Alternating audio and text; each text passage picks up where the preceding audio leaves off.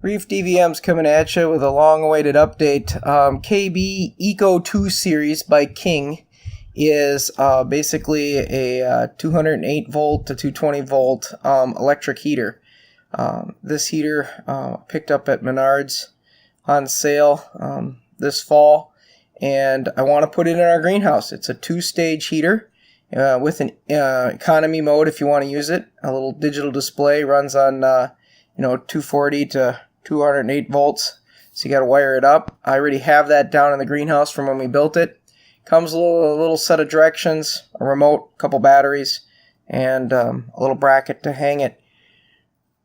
Really kind of a simple machine, really, when you think about it. It's just basically a big fan behind a heater coil and a little microchip processor with a thermo gauge in it to know what temperature it's running at and stuff. So we're getting it unboxed here. Really not a lot of assembly except for how you want to wire it. And in my situation, I've already got 240 volt down there, and it's got a plug already down there.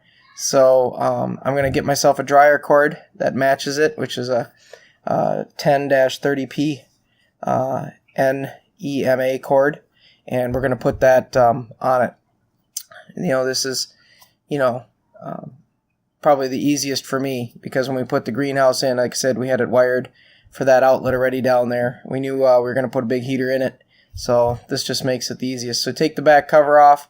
There's a little spot up in the upper left corner where the direct wiring can be done, or again, you can put a cord on it, and that's what I'm going to do.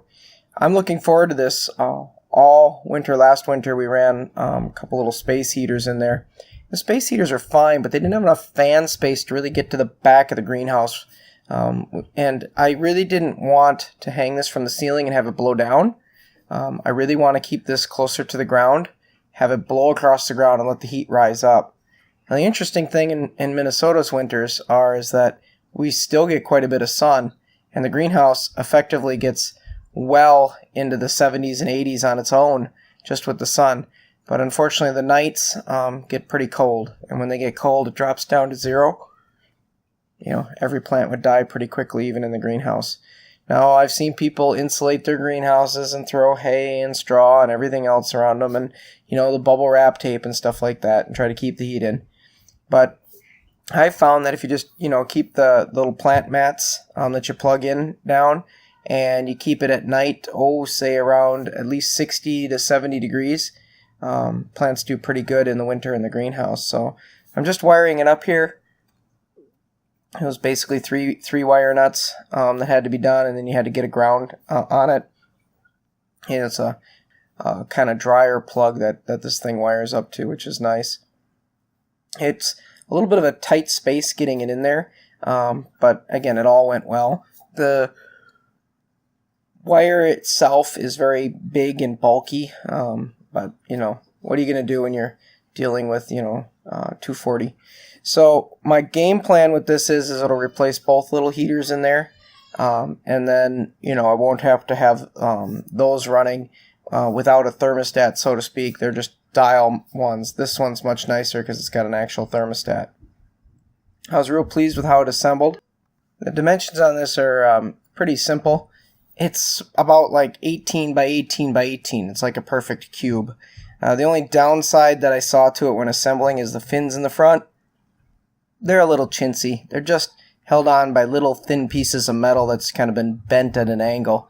You can obviously direct the fins any which way you want, but I wouldn't recommend moving them a lot, because if you're constantly moving the fins and changing the direction of the airflow at the front of this unit, they'd probably break eventually. But otherwise, it seems like a rock-solid unit, even during the assembly process. So, trying to get things done here.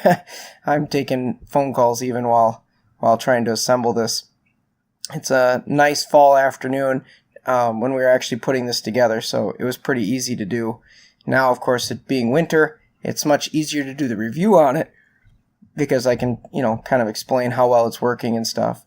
This particular unit, like I said, does have the eco mode.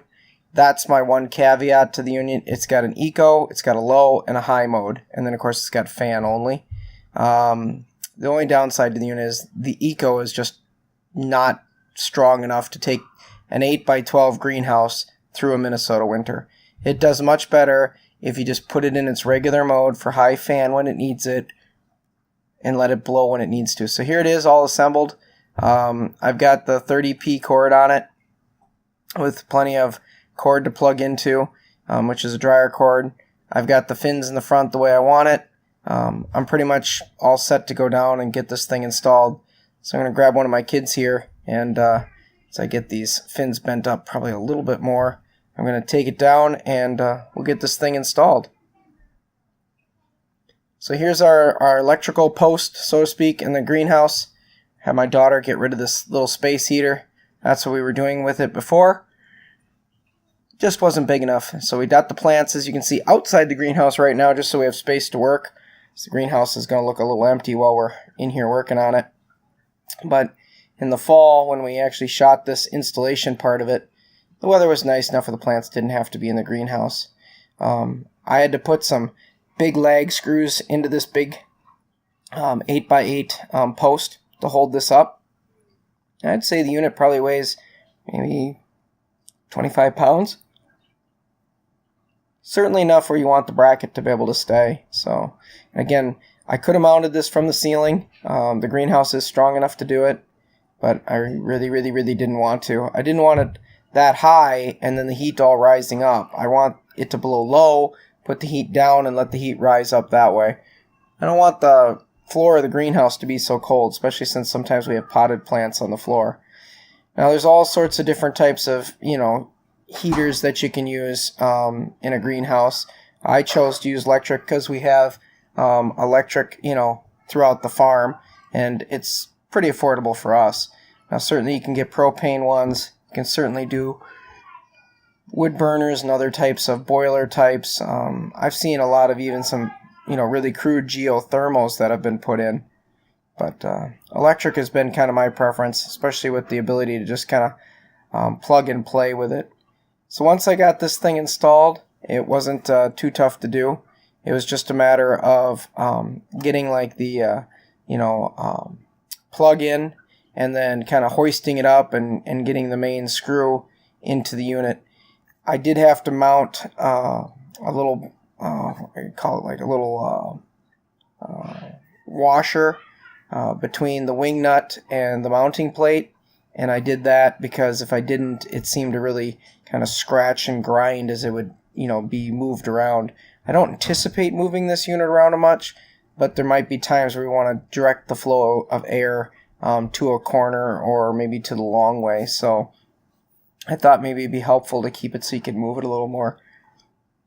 Tiniest little washer in there just gives you that flexibility to move it without scratching the paint so much on the arm.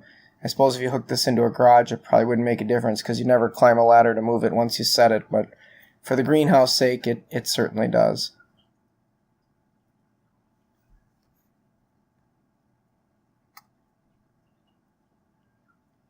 So there it is, completely installed.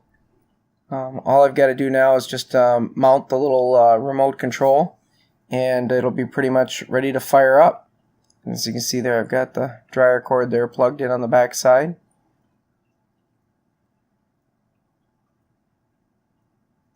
And it's good to go. All we need now at this point in time when I did this was snow and cold.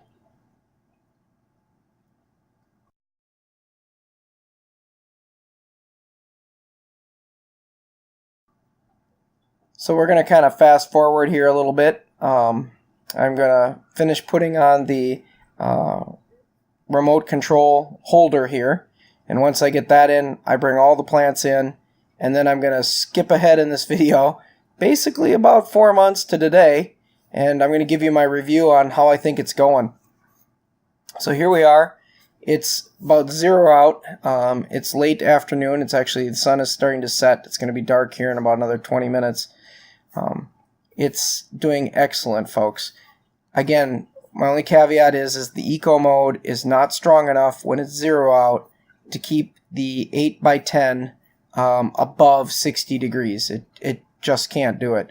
So I do have to have it in its standard mode, which allows it to use either the low or the high fan, depending upon which it needs. And I keep the thermostat set, about 78 to 79. Now the sun is going down, so it's already starting to kick in. I've got some plants I got to put in here yet tonight. I've got a lot of stuff here I've been cleaning out today, so trying to make things work. But let's show you how it's doing. When you look down at the bottom of it, it will tell you the temperature in the room, and it'll also tell you the temperature it's set at.